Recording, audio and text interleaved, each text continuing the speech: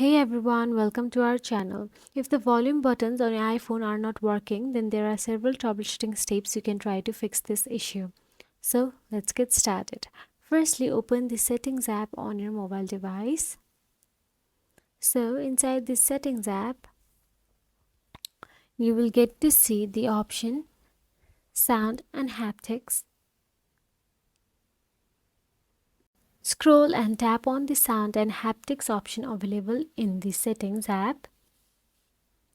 So inside Sound and Haptics, you will get to see the volume slider button. Make sure that the volume slider button is on max.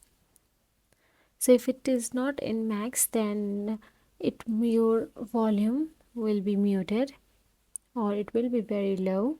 So make sure that it is on max, and after that simply go back to the settings again. Go back to the settings, and in the settings scroll down and tap on the general, and in general tap on transfer or reset iPhone, and then tap on the reset and tap on the reset all settings. So reset all settings will reset all your default values on your iPhone. So that is it. By following these steps, you can troubleshoot and potentially fix the issue of volume buttons not working on your iPhone. So if you found this video helpful, please like, share and subscribe our channel, and thank you for watching.